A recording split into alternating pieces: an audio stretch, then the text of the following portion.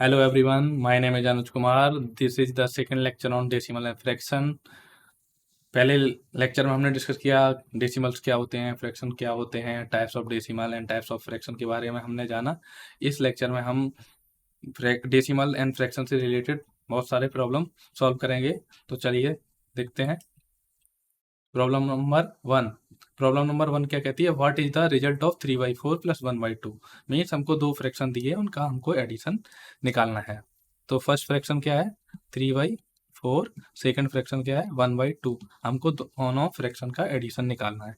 तो सबसे पहले मैं रूल्स बता दे रहा हूँ। सबसे पहला रूल्स होता है कि दो फ्रैक्शन को ऐड या सब्ट्रैक्ट करने का रूल ये होता है कि हम सबसे पहले दोनों फ्रैक्शन के डिनोमिनेटर्स कॉमन करते हैं, कॉमन या सेम करते हैं। ओके, जैसे फ्रैक्शन नंबर 1 का डिनोमिनेटर क्या है? 4। तो d1 इक्वल टू 4, मतलब d1 means denominators of fraction number 1। d2 equal to क्या है? 2। तो हमको जो डिनोमिनेटर्स मिले हैं उनका सबसे पहले हम निकालते हैं लीस्ट कॉमन मल्टीपल, एलसीएम निकालते हैं। 4 को हम लिख सकते हैं 2 इंटू 2, इसको लिख सकते हैं 1 इंटू 2। एलसीएम, अगर दो नंबर का एलसीएम निकालते हैं तो क्या होता है? LCM of 4, 2 this equal to क्या होता है? Common multiple into others multiple, तो 1 इंटू 2। तो एलसीएम 4 एंड 2 का क्या हो गया? 4। ओके, तो 1/2 को हम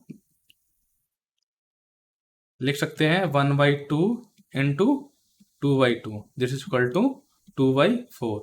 अब देखो 3/4 फर्स्ट फ्रैक्शन है, सेकंड फ्रैक्शन को हम लिख सकते हैं 2/4 के टर्म में। तो 3/4 प्लस 2/4। अब दोनों फ्रैक्शन के डिनोमिनेटर सेम हो गए, तो हम सीधा सीधा ऐड कर सकते हैं। 3 + 2/4 this is equal to 5/4। This is also written as 1/4। This is the answer for problem number 1। अब आते हैं प्रॉब्लम नंबर 2 पर। What is the result for 1/3 minus 4/5? तो फ्रैक्शन नंबर क्या है? 1 है 1/3, फ्रैक्शन नंबर 2 है 4/5। दोनों का हमको डिफरेंस निकालना है। तो मैंने पिछली स्लाइड में बोला है कि जैसे दो फ्रैक्शन का एडिशन या सब्ट्रैक्शन करने से पहले सबसे पहले हम उनके डिनोमिनेटर्स को कॉमन करते हैं। तो denominators of fraction number 1 is 3, denominator of fraction number 2 is equal to 5।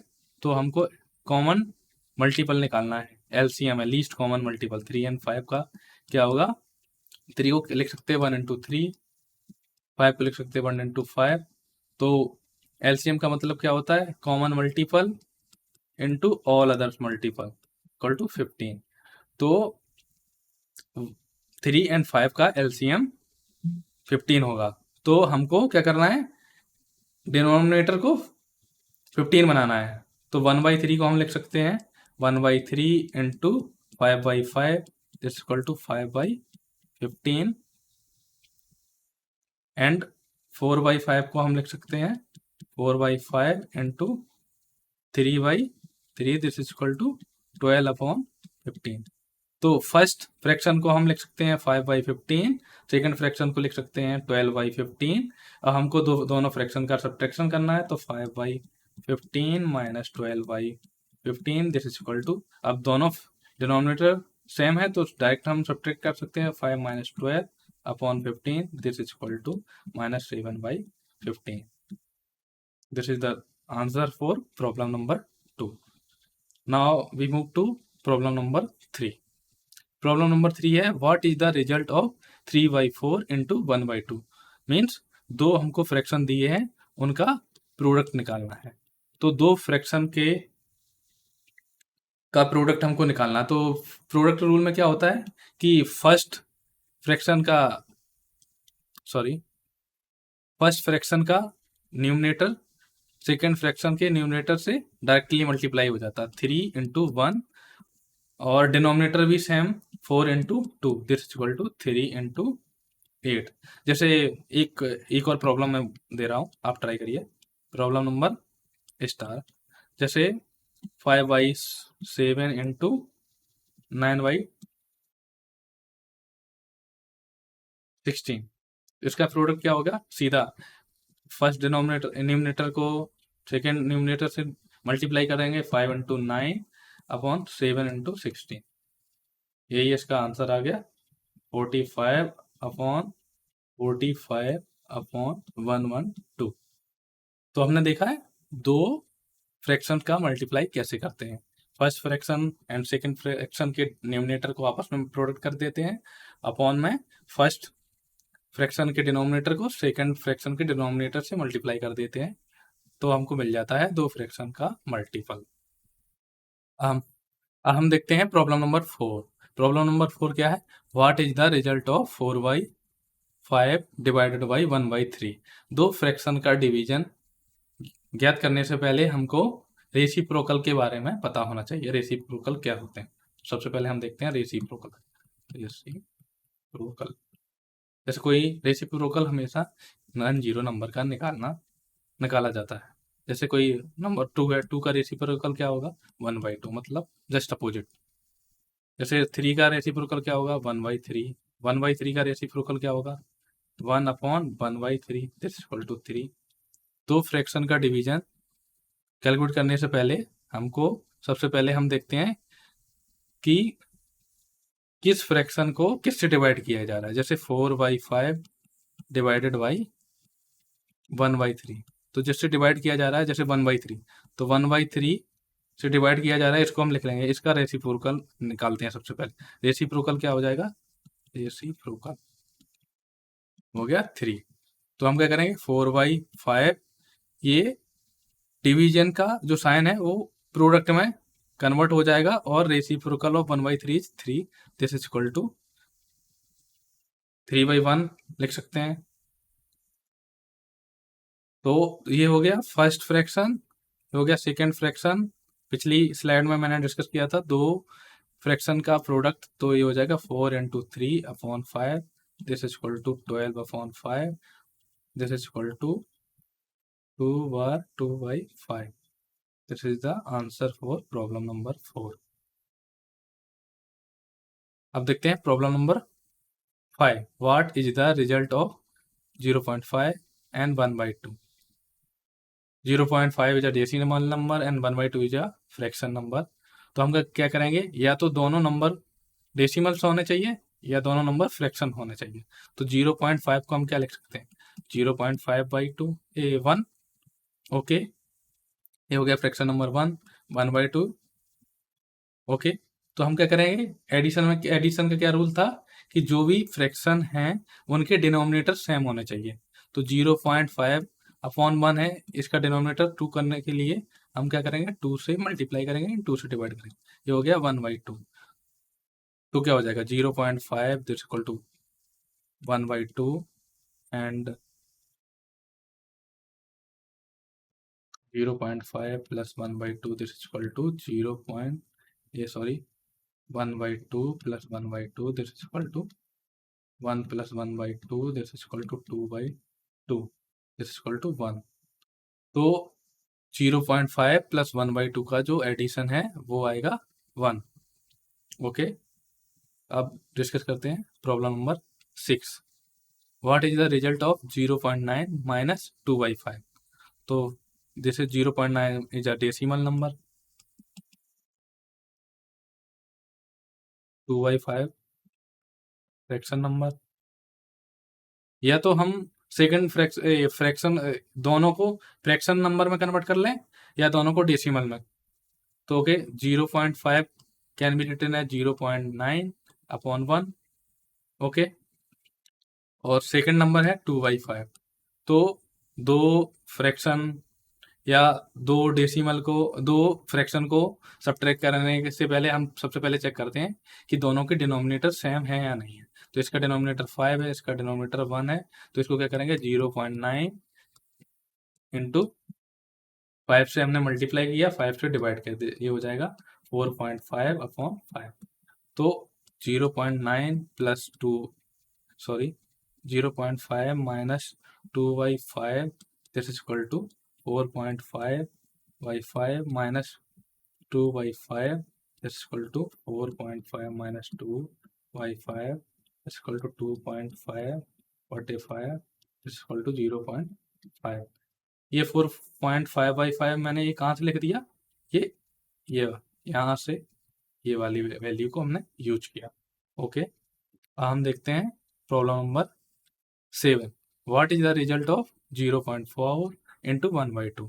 तो 0.4 into 1/2 this is equal to 0.4/1 into 1/2 this is equal to 0.4 into 1 into 2 this is equal to 0.4/2 this is equal to 0.2।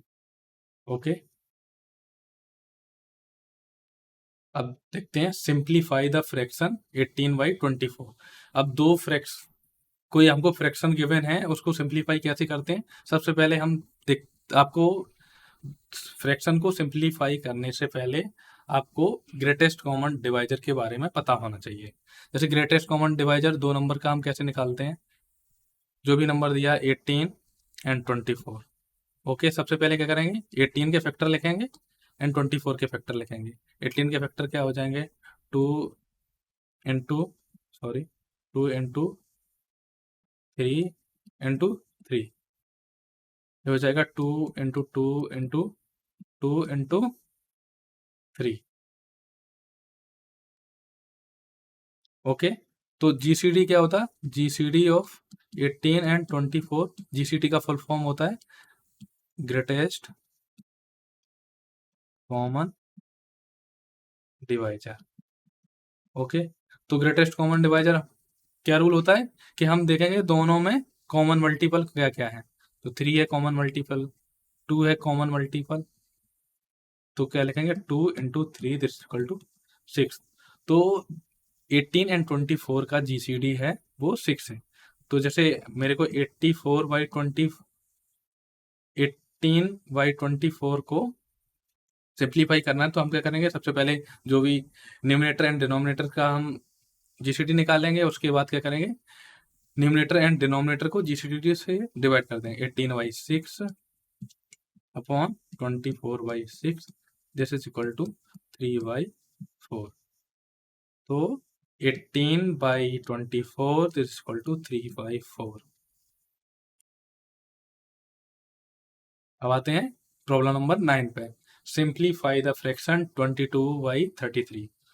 Fraction क्या है, 22/33। तो क्या करेंगे, numerator कितना है 22, denominator कितना है 33, इसके फ्रैक्शन इसके फैक्टर देखते हैं। 2 इंटू 11, 3 इंटू 11।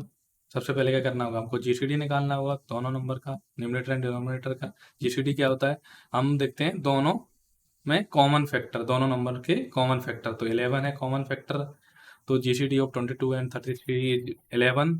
तो 22 and 33 can be written as 22/11, 33/11। जो भी जीसीडी आएगा उससे न्यूमरेटर एंड डिनोमिनेटर को डिवाइड कर देते हैं, ये हमको मिलता है 2/3।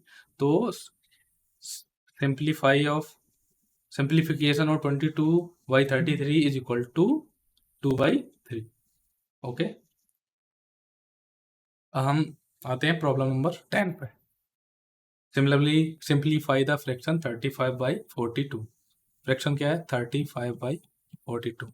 तो सबसे पहले क्या करते हैं हम, जैसा कि पिछली स्लाइड में भी आपने देखा होगा कि सबसे पहले न्यूमरेटर एंड डिनोमिनेटर का ग्रेटेस्ट कॉमन डिवाइजर निकालते हैं। तो 35 एंड 42, 35 के फैक्टर क्या होंगे 5 इंटू 7, 42 के फ्रैक्शन क्या होंगे 2 इंटू 3 इंटू 7। तो जीसीडी 35 एंड 42 क्या हो जाएगा, हमको दोनों में कॉमन फैक्टर देखने हैं। तो कॉमन फैक्टर 7 है दोनों के, तो ये होगा 7। GCD of 35 and 42 is equal to 7। तो क्या करेंगे 35 दिस अपॉन 42। तो न्यूमरेटर एंड डिनोमिनेटर को जीसीडी से डिवाइड कर देते हैं। जीसीडी ऑफ 35 एंड 42 से डिवाइड कर देंगे, 35/7 upon 42/7 this is equal to 5/6।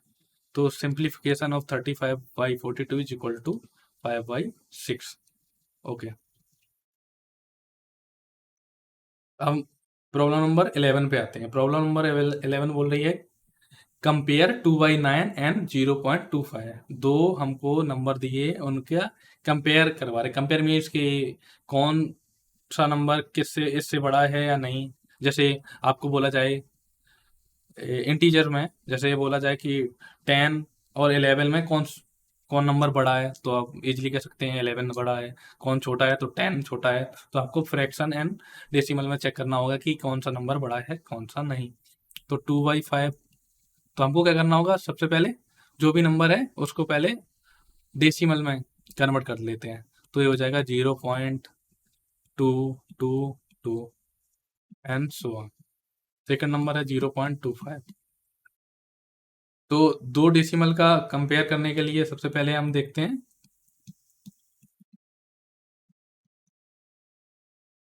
जो डेसिमल पॉइंट है उसके राइट साइड में फर्स्ट टर्म। तो इसका फर्स्ट टर्म है 2। इसके सेकंड में भी देखते हैं, इसका राइट का फर्स्ट टर्म ये 2 है। तो बहुत सेम है, तो हम इससे आइडिया नहीं लगा सकते कि ये दोनों नंबर सेम है या ज़्यादा है या कम है। तो हम, ये टाई हो गया इस केस में। अब देखते हैं इसके फर्स्ट रूल हो गया ये। इसके बाद देखते हैं सेकंड में। सेकंड नंबर ये 2 है, ये 5 है। तो 2 is less than 5, this implies 0.222 dot dot is less than 0.25, और 0.25 is greater than 0.22 dot dot dot. अब देखते हैं प्रॉब्लम नंबर 12। तो कंपेयर 5/9 एंड 0.555। तो 5/9 equal to 0.555 dot dot dot so on. Second number है 0.555। This is the repeating term number. तो 0.555 and 0.5555 dot dot. So clearly you can see that 5/9 is greater than 0.555। अब आते हैं problem number 13 पे। 4/7 and 0.571 में कौन सा नंबर बड़ा है, ये देखते हैं। तो 4/7 को हम डेसिमल में कन्वर्ट करते हैं। 4/7 equal to 0.5714 and 0.5714। Second fraction क्या होगा, ये डेसिमल क्या होगा, 0.571। तो आप इजीली देख सकते हैं 571 डेसिमल के राइट साइड में first second third number same है तीनों में। तो अगर यहाँ पे मैं 0 लिख दूँ तो कोई इम्पैक्ट पड़ेगा नहीं। तो यहाँ अब देखते हैं फोर्थ टर्म में, फोर्थ डिजिट। तो 4 डिजिट है, इसका 4 है, इसका 0 है। तो कौन 0 एंड 4 में कौन सा नंबर बड़ा है, तो 4 बड़ा है। तो हम इजीली कह सकते हैं 0.5714 इज ग्रेटर देन 0.571। ओके, अब आते हैं प्रॉब्लम नंबर 14 पे। प्रॉब्लम नंबर 14 क्या है, व्हाट परसेंटेज ऑफ 200 इज 60। तो सबसे पहले इसका फॉर्मूला देखते हैं। फॉर्मूला क्या है कि कोई भी अगर हमको दिया गया है, जैसे कोई एक नंबर दिया है, उसका कोई पार्ट दिया है, तो उसका परसेंटेज कैसे निकालेंगे। परसेंटेज निकालने का फॉर्मूला है percentage equal to part upon whole part into 100। जैसे प्रॉब्लम में दिया है परसेंटेज इक्वल टू क्या होगा, परसेंटेज इक्वल टू क्या होगा, पार्ट कितना दिया 60, कितने होल नंबर कितना है 200 इंटू 100। तो 0 से 0 कैंसिल हो गया, ये हो गया 16/2 दिस इक्वल टू 30%। 60 है वो 200 का 30% है। ओके, अब आते हैं प्रॉब्लम नंबर 15 पे। What percentage of 160 is 64। तो परसेंटेज का फार्मूला क्या होता है, percentage equal to part upon whole into 100।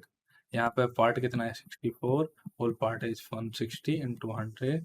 This is equal to, एक जीरो से एक जीरो कैंसिल हो गया, 16 4 जा 64 is equal to 40%। 64 is the 40% of 160। अब प्रॉब्लम नंबर 16 पे आते हैं। प्रॉब्लम नंबर 16 क्या है, व्हाट परसेंटेज ऑफ 120 इज 360। ये प्रीवियस प्रॉब्लम के जस्ट अपोजिट है। इसमें ये पूछा गया है, जैसे पिछले वाले में क्या होता था, अपने को एक परसेंटेज निकालना होता है, इसमें भी परसेंटेज ही निकालना है। परसेंटेज इक्वल टू क्या होगा, percentage equal to part upon whole into 100। Part कितना है 360 दिया है, होल नंबर 120 है, इंटू 100 ये हो गया 300। 120 का 300% 360 होता है। दूसरे शब्दों में कहें 360 120 का 300% है। अब आते प्रॉब्लम नंबर 17 पर। In a class of 40 student 1/4 of the student are absent, how many student are present in the class. Problem क्या है कि किसी क्लास में 40 स्टूडेंट हैं, 1/4 स्टूडेंट हैं वो एब्सेंट हैं, मीन्स क्लास में नहीं है। तो हमको ये ज्ञात करना है कि क्लास में टोटल कितने स्टूडेंट हैं। तो सबसे पहले हम क्या करेंगे, इस टाइप की प्रॉब्लम को सॉल्व करने के लिए क्या करेंगे, to determine the number of student absent के लिए क्या करेंगे, 1/4 ऑफ 40। इसका मतलब क्या होता है, 1/4 of 40, this it's mean that 1/4 into 40, it can be written है 1/4 into 40 by 1, this is equal to 1 into 40 by 4 into 1, this is equal to 40 by 4, this equal to 10। तो हमको मिलेंगे 10 स्टूडेंट हैं वो एब्सेंट हैं। टोटल क्लास की strength क्या है, 40 स्टूडेंट है। जब हमको पता चल गया क्लास में टोटल 40 स्टूडेंट हैं, 10 स्टूडेंट एब्सेंट हैं, तो प्रेजेंट स्टूडेंट क्या कितने होंगे, 40 माइनस 10 दिस इक्वल टू 30। तो 30 स्टूडेंट हैं वो क्लास में प्रेजेंट रहेंगे। Answer.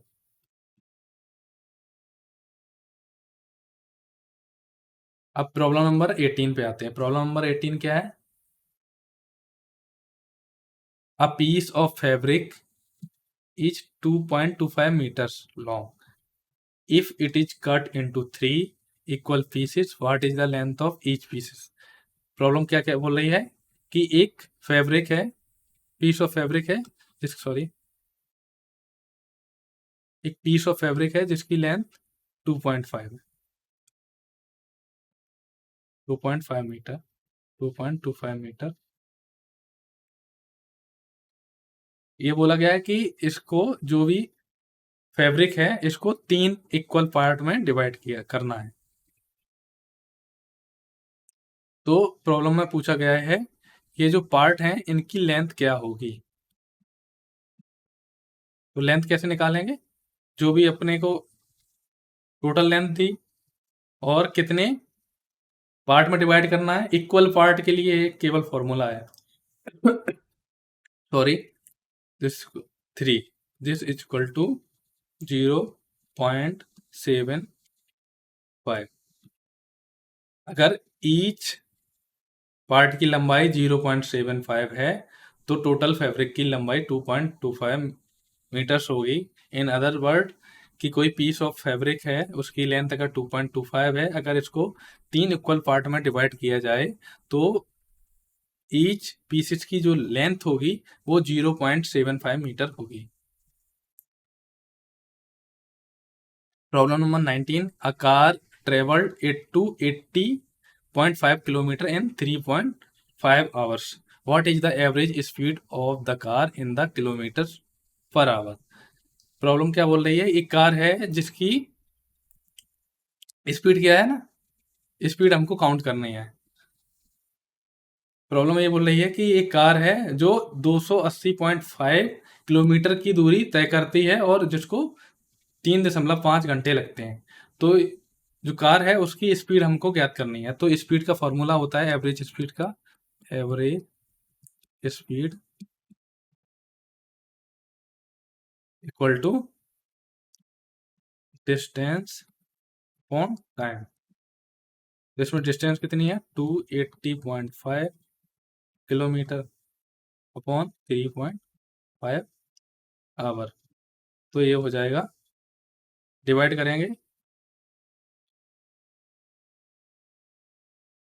80.14 kilometre per hour. Okay, अब प्रॉब्लम नंबर 20 पे आते हैं। प्रॉब्लम नंबर 20 क्या है, इफ 2 बार 3/8 metre of fabric are needed to make a dress and each dress requires 5 bar 1/4 kg of jewels. How much fabric is needed to make 4 such dresses? तो अपने क्या है कि कोई किसी भी ड्रेस को तैयार करने के लिए 2 सहित 3/8 मीटर फैब्रिक की जरूरत पड़ती है। तो हमको बोला गया है कि 4 ड्रेस तैयार करने के लिए कितना फैब्रिक लगेगा। तो क्या होगा 4 टाइम्स इंटू 2 सही 3/8। ये 2 सही 3/8 इज अ मिक्स नंबर, इसको लिख सकते हैं। मिक्स नंबर में क्या होता है, ये डिनोमिनेटर सेम होता है 8, और ये हो जाएगा 2 into 8 plus 3, this is equal to 19/8। तो ये हो जाएगा 4 into 19/8, this is can be written as 4/1 into 19/8, this equal to 4 into 19/1 into 8, this is equal to 19/2, this is equal to 1/2। अब आते हैं प्रॉब्लम नंबर 21 पे। सब्ट्रैक्ट 5 सही 2/7 फ्रॉम 8 सही 3/4। दो हमको मिक्स फ्रैक्शन नंबर दिए हैं, उनका सब्ट्रैक्शन हमको ज्ञात करना है। तो सबसे पहले हमको क्या करना होगा, जो भी मिक्स फ्रैक्शन नंबर है उनको हम प्रॉपर या इम्प्रॉपर फ्रैक्शन में कन्वर्ट करते हैं। इम्प्रॉपर फ्रैक्शन में कन्वर्ट करते हैं। 5 सही 2/7, ये क्या होता है 7, डिनोमिनेटर सेम रहता है, ऐसे हो जाता है 5 into 7 plus 2, this equal to 37/7। Okay, second fraction क्या है 8 सही 3/4, हो जाएगा 4, 8 इंटू 4 प्लस 3।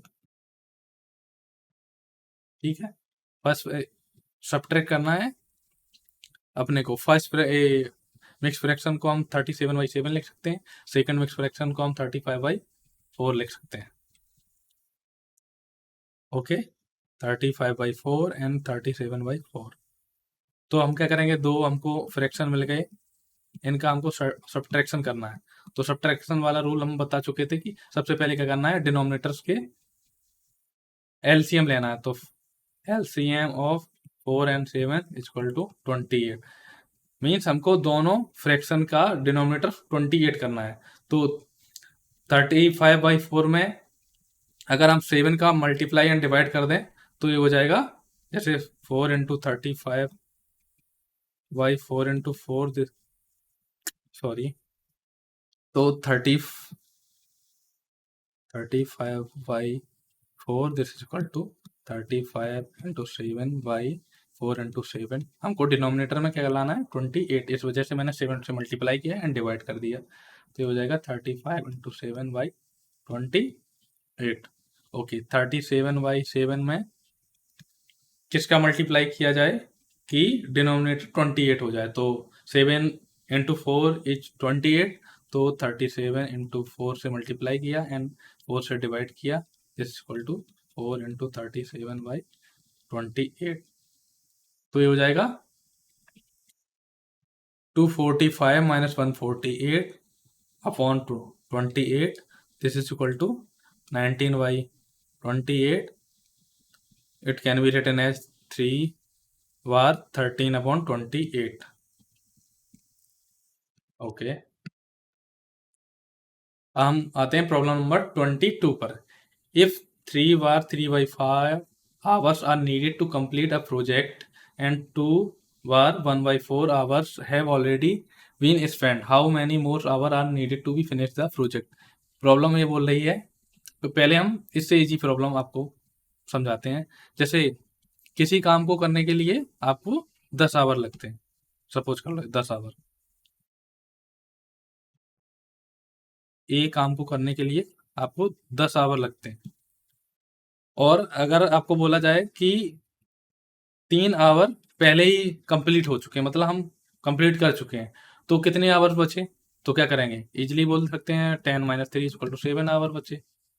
ओके, तो यही प्रॉब्लम में बोला गया है कि किसी भी प्रोजेक्ट को पूरा करने के लिए 3/5 आवर्स की जरूरत है। तो इसको लिख सकते हैं 5 × 3 + 3/5 18/5, और बोला गया है 2/1/4 आवर कंप्लीट हो गया। इसको लिख सकते हैं 2 × 4 + 1/4 9/4। अब पूछा गया कि कितना टाइम और लगेगा, तो क्या करेंगे 18/5 - 9/4 को सब्ट्रैक्ट कर देंगे।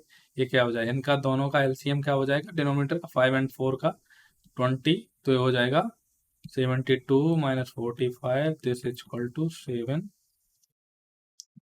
27/20 this is equal to 1/7/20। This is the answer for problem number 22।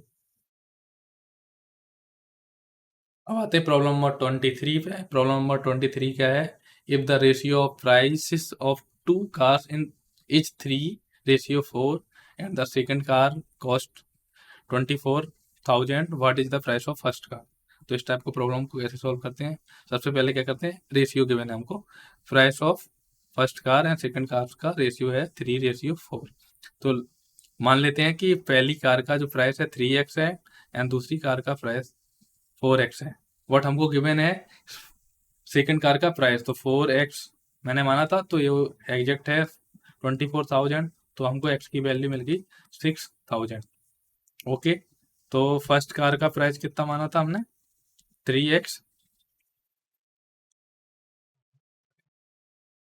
Equal टू 3x, x की वैल्यू हमको 6,000 मिली, तो ये हमको मिल जाएगा 18,000 रुपए।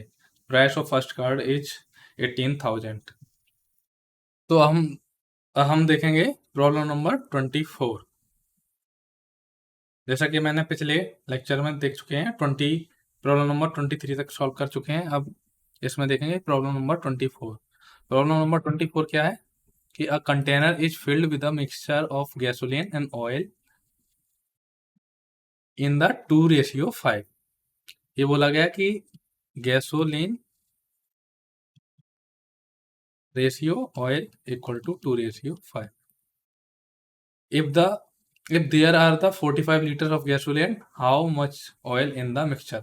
प्रॉब्लम में ये बोल रहा है कि एक मिक्सचर है जिसमें गैसोलीन एंड ऑयल की जो क्वांटिटी है वो 2/5 है, और बोला गया है कि अगर मिक्सचर में 45 लीटर गैसोलीन है तो मिक्सचर में ऑयल की क्वांटिटी ज्ञात कीजिए।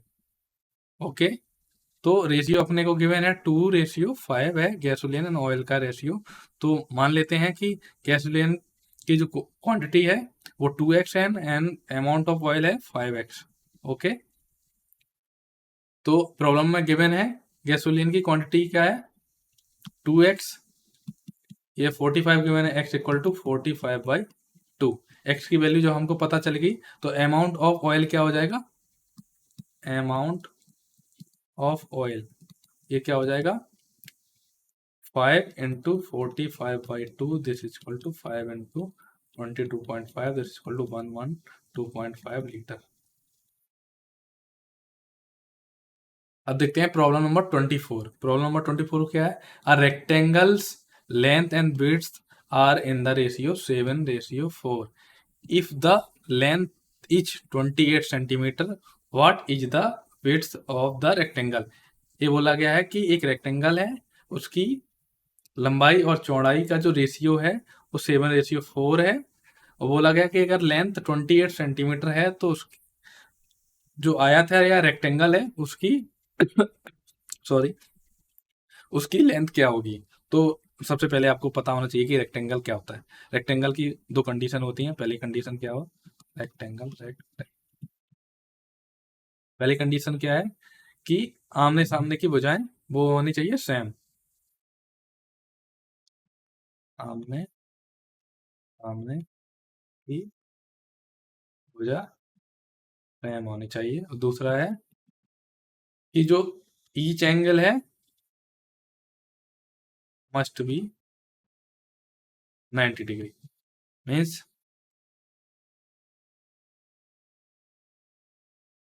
ये है रेक्टेंगल, उतना अच्छा बनाना है, ये 90 डिग्री होना चाहिए, तो हम बोलते हैं rectangle.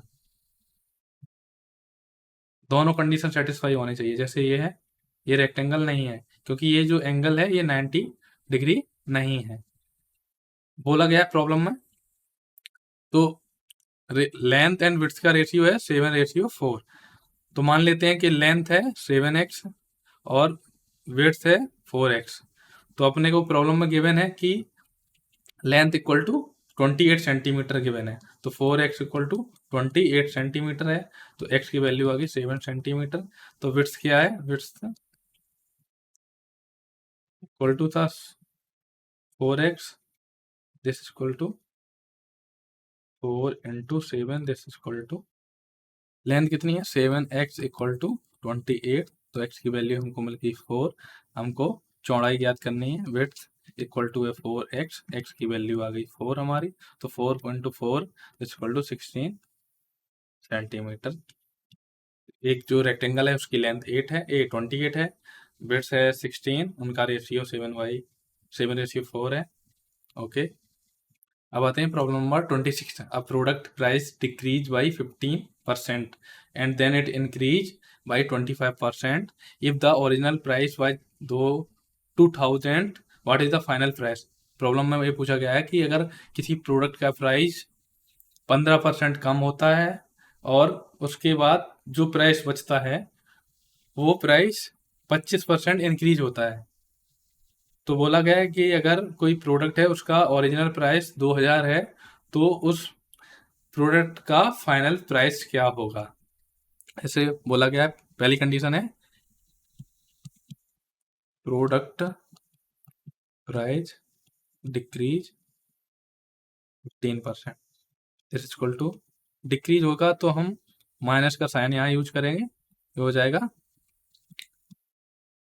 Into 15/100, this equal to 2000 minus 300, this equal to 1700। अब ये बोला गया दूसरी कंडीशन क्या है, डिक्रीज होने के बाद जो भी अमाउंट आया है वो इंक्रीज हो रहा है 25%। अब इंक्रीज वाली कंडीशन लगाएंगे, increase is 25%।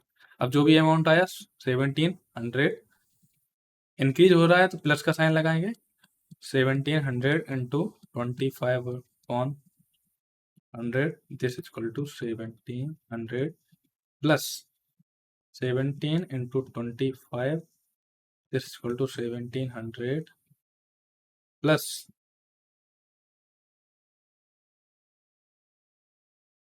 4 to 5, this equal to 2125। तो जो प्रोडक्ट है उसका फाइनल प्राइस 2125 रुपए होगा।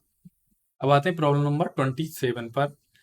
बोला गया प्रॉब्लम नंबर 27 क्या है, the value of property increase by 12% annually if the initial value was 5 lakh, what will be the it's value after 3 years.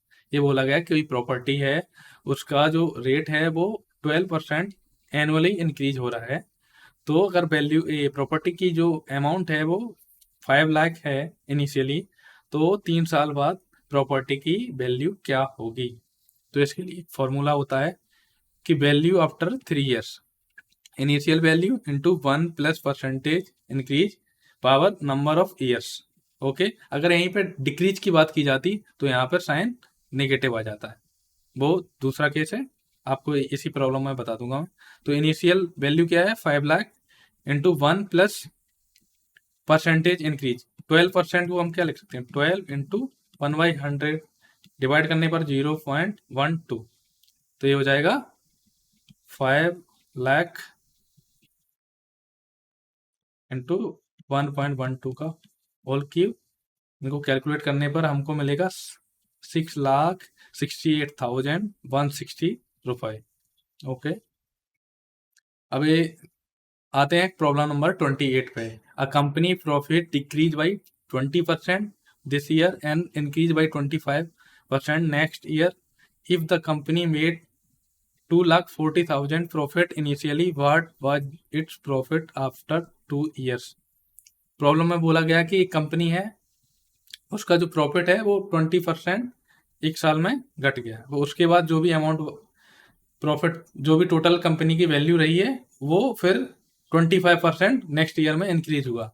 ये बोला गया कि अगर 2,40,000 प्रॉफिट शुरुआत में था, तो लास्ट में 2 साल बाद कंपनी का प्रॉफिट कितना हुआ। तो स्टेप 1 क्या है कि आफ्टर अ 20% डिक्रीज प्रॉफिट, तो क्या करेंगे, 2,40,000 माइनस 0.20 इंटू 2,40,000, तो हमको मिलेगा 1,92,000 रुपए।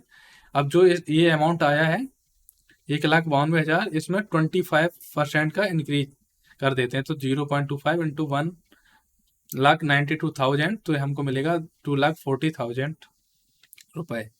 अब प्रॉब्लम नंबर 29 पे आते हैं। प्रॉब्लम नंबर 29 क्या है, a train travel the first half of the distance at 40 kilometres and the second half 60 kilometre per hours, what is the average speed of the entire journey. Problem क्या है कि एक कोई ट्रेन है जो A point से B point की ओर जा रही है, और बोल रहे हैं कि फर्स्ट हाफ तक जो ट्रेन की जो स्पीड है वो 40 किलोमीटर पर आवर की स्पीड से चल रही है, और जो सेकंड हाफ है उसमें ट्रेन की स्पीड है 40 किलोमीटर पर आवर है। तो एवरेज स्पीड पूछी गई है कि ट्रेन की एवरेज स्पीड क्या होगी, ए से बी तक पहुंचने में ट्रेन की एवरेज स्पीड क्या होगी।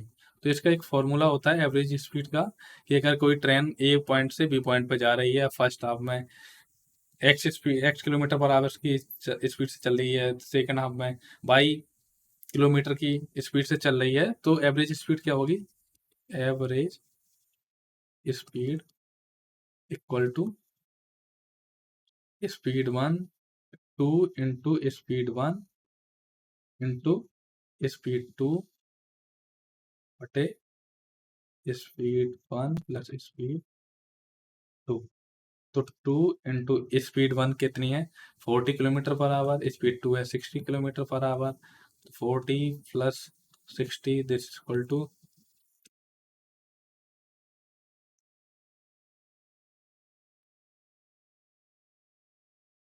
तो जो एवरेज स्पीड आई है ट्रेन को ए पॉइंट से बी पॉइंट तक पहुंचने के लिए, तो एवरेज स्पीड है 48 किलोमीटर पर आवर। अब प्रॉब्लम नंबर 30 पे आते हैं। What is the length of platform and the train if a train crosses a platform in a 36 second and cross a pole on the platform 20 second and the train speed is 72 kilometre per our. Problem में पूछा गया कि platform and train की length ज्ञात कीजिए जब train platform को 30 second में क्रॉस कर देती है और पोल को 20 सेकंड में क्रॉस कर देती है। तो इसके लिए एक फॉर्मूला होता है speed equal to distance upon time.